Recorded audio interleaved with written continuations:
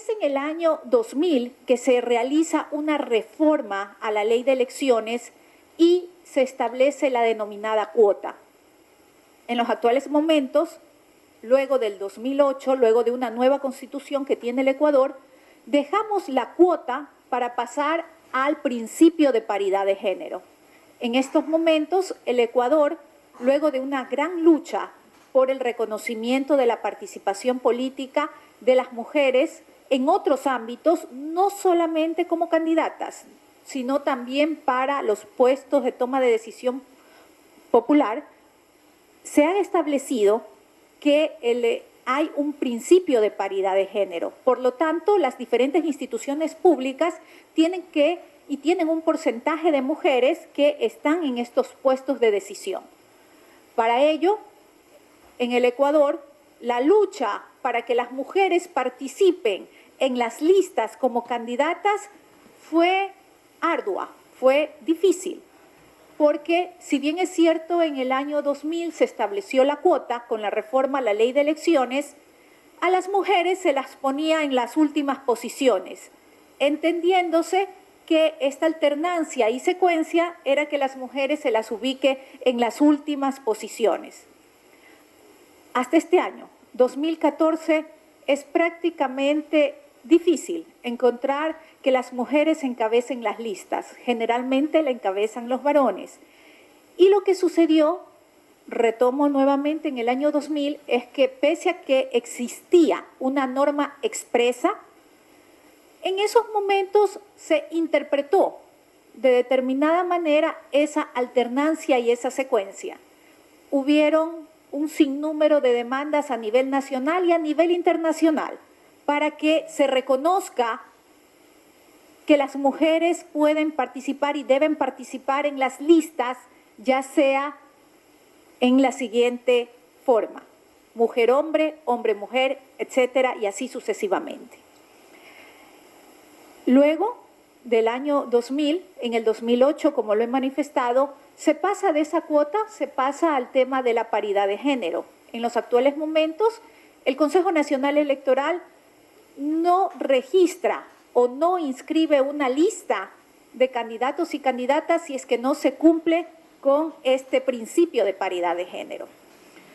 Pero tenemos otra circunstancia, y es que en las directivas de las organizaciones políticas, pese a que constitucionalmente existe un principio de paridad de género, hasta hace 2 años atrás nos topábamos en las directivas que las mujeres formaban parte de las comisiones para recoger fondos para las campañas, para organizar los eventos, etcétera, pero no en la parte de decisión de la directiva o de las directivas de las organizaciones políticas, entiéndase partidos, movimientos o alianzas.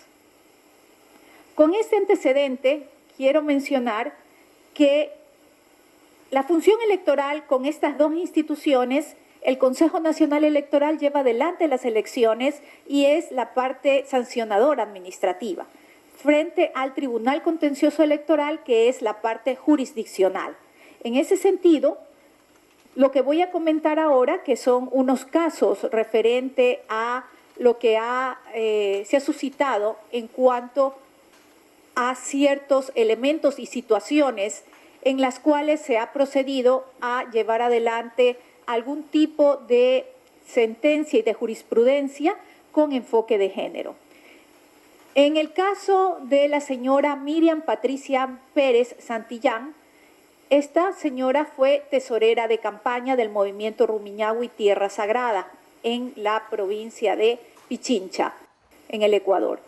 Esta señora fue contratada por el responsable del manejo económico para llevar adelante todo el registro de los gastos de la campaña.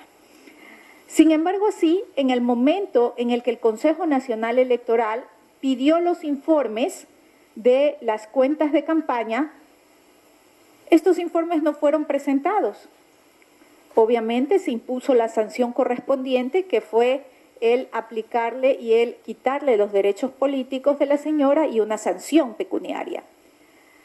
Ella apela ante el Tribunal Contencioso Electoral y en la audiencia correspondiente ella presenta las pruebas debidas y señala que ese responsable del manejo económico nunca le pagó, era un cargo prácticamente honorario que lo estaba siguiendo, y que ella alegó en esos momentos de que ella era una madre de familia responsable de la manutención de sus hijos y por lo tanto prima el derecho de protección y de supervivencia de esos pequeños, de esos niños y niñas, hijos de ella, para justificar la no presentación de, en este caso, de los informes. Fue sancionada, como les he comentado, por no haber presentado el expediente del gasto electoral y las argumentaciones fueron las señaladas. Resolvió acoger la apelación el Tribunal Contencioso Electoral de la señora en base a que ella era el único sustento para su familia y por eso no pudo presentar un expediente de cuentas de campaña por situaciones laborales.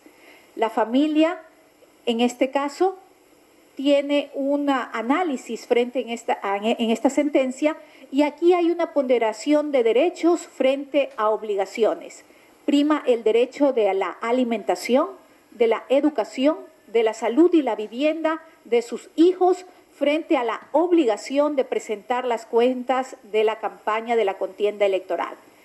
Esta sentencia del año 2010, publicada en la página web del Consejo, en este caso del Tribunal Contencioso Electoral, resalta una interpretación de la normativa jurídica con enfoque de género.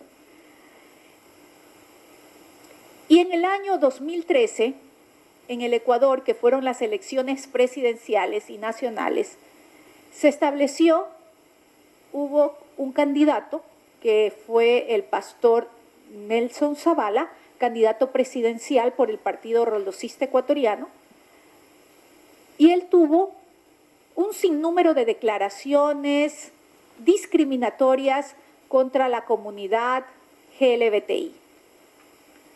En este sentido, el Consejo Nacional Electoral adoptó las medidas preventivas e instó al candidato de abstenerse de declarar acciones o mensajes discriminatorios contra este grupo. Obviamente, la Constitución ecuatoriana señala que hay un principio de no discriminación. El candidato hizo caso omiso a lo resuelto por el Consejo Nacional Electoral y se envió el expediente al Tribunal Contencioso Electoral.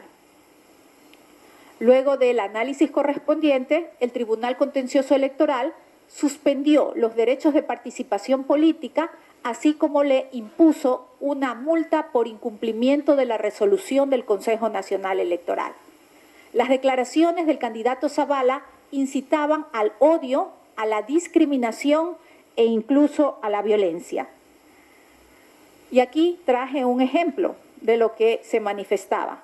La homosexualidad es un acto de inmoralidad. Amo profundamente como Dios ama al homosexual, al adúltero, al estafador, al borracho, pero nunca aceptaré este estado de homosexualidad, de delincuencia y de borrachera. No se les puede dar derechos que Dios no los considera. Eso de que un hombre se case con otro hombre, eso es una aberración. La homosexualidad, que es un pecado, favorece a la inmoralidad sexual de una minoría. Con esto, lo que yo quiero compartir con ustedes es que en casos diferentes, cómo se ha venido aplicando la legislación. Y en el caso particular de las mujeres, pasamos de una cuota a un principio de paridad. Y en el último caso que he mencionado, como un principio de no discriminación, donde el Ecuador, como muchos países de los que participan el día de hoy aquí en este evento, forman parte y han suscrito y ratificado instrumentos internacionales de protección de derechos humanos. Sin embargo, así, con estas sentencias que son fuentes y casos de estudio, yo quiero mencionar de que la norma per se no garantiza el principio de paridad de género. La norma per se no garantiza el hecho de que no haya una discriminación. Y para muestra un botón, en el caso ecuatoriano, en las elecciones del 2014, que fueron elecciones locales, elecciones seccionales o elecciones provinciales, el Código de la Democracia, que también se llama en otros países Ley de Elecciones, establece que en los gobiernos que son más cercanos a la comunidad y que en el Ecuador se llaman juntas parroquiales o gobiernos autónomos descentralizados parroquiales, en el caso de existir un empate entre un hombre y una mujer en cuanto al número de votos, la presidencia la ocupará una mujer, una medida de acción afirmativa. Pues con norma expresa, en las últimas elecciones resulta que en ese gobierno parroquial, formado por 4 varones y la única mujer que había obtenido la misma cantidad de votos que el varón, ellos se reunieron en la primera sesión y dijeron que el presidente es el señor X, que era el otro que tenía igual número de votos. La señora presentó un recurso ante el Consejo Nacional Electoral y obviamente se cumplió lo que dice la norma. Solo lo traigo para reflexión, solo lo traigo para ir viendo qué es lo que pasa como un desafío, como un reto. Si los administradores o los operadores o las autoridades electorales no están pendientes de ese cumplimiento de esa norma, de hacer un control público, y yo diría para la ciudadanía también un control social de esa norma, hay situaciones que pueden pasarse por alto. Intencional o no intencional, eso lo dejaremos en su momento, se analizará. Pero hay cosas, por ejemplo, en el caso ecuatoriano, que se han dado. ¿Qué hemos hecho como Consejo Nacional Electoral frente a estos detalles, estas acciones que hemos visto que se dan en la práctica? Primero, desde el Consejo Nacional Electoral hemos generado experiencias y hemos generado una comisión, en este caso la Comisión Especial de Inclusión y de Género, que fue aprobada el 1 de noviembre del 2012 y que tiene como objetivo generar insumos para adoptar medidas que garantice la incorporación tanto de la igualdad de derechos de los sectores tradicionalmente marginados, pero con un enfoque de género y también de inclusión. Por eso en el Ecuador ahora hablamos de una democracia inclusiva, donde los grupos de atención prioritaria tienen un rol preponderante en el ejercicio de sus derechos de participación como candidatos, como autoridades, etc. Y también vamos fortaleciendo y trabajando en una política pública electoral inclusiva, que por primera vez en el Ecuador se escucha estos términos.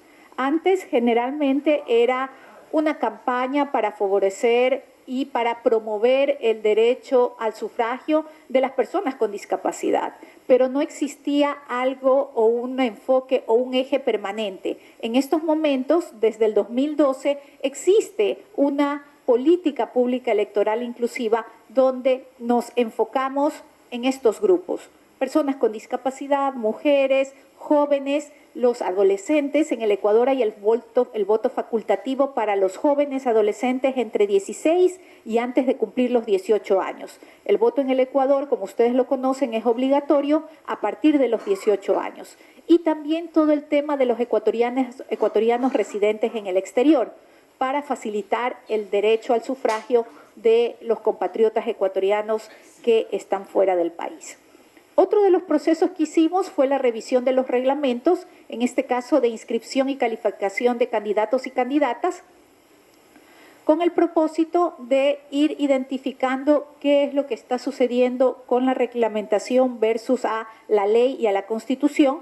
En el reglamento para la inscripción de partidos y movimientos políticos y el registro de directivas se realizó una reforma para que las mujeres no se las ponga solamente en comisiones, sino que estén en la parte directiva, en la toma de decisiones, que es lo que ha hablado justamente el doctor Ramos, y es importante, no solamente es participar, es estar en la toma de decisiones. Y yo creo que ahí hay un reto y que lo hemos compartido con varios colegas sobre esta temática. Y el reglamento de promoción electoral del 2013 y del 2014, donde se le da un énfasis a la igualdad en cuanto a la participación y a la promoción de las mujeres en los medios de comunicación, cuando, en este caso, el Consejo Nacional Electoral financia y apoya las campañas electorales.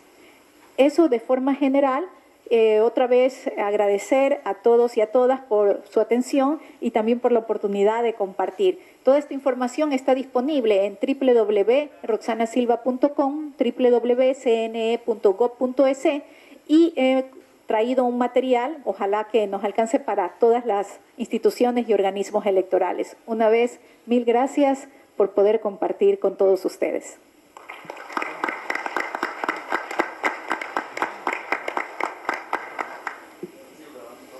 Muchas gracias, doctora Roxana. Sin duda, la experiencia del Consejo Nacional Electoral de Ecuador ha sido muy importante respecto a los temas que se discuten en la mesa, sobre todo porque se pone en el escenario cuál ha sido la evolución constitucional que han tenido respecto de la participación política a los géneros, para no hablar de mujer en particular, y de que se establece ya una posición de paridad, pero aún así hay retos que han tenido que ser solventados por las autoridades jurisdiccionales al no respetarse la participación, en este caso de los grupos que se encuentran discriminados histórica y socialmente. Entonces han tenido que tomar decisiones en la parte organizativa, que me parece que es muy importante, en la organización de las elecciones, pues reglamentos que tengan una tendencia para formar la inclusión de la participación de estos géneros, concretamente de géneros que se encuentran en desventaja.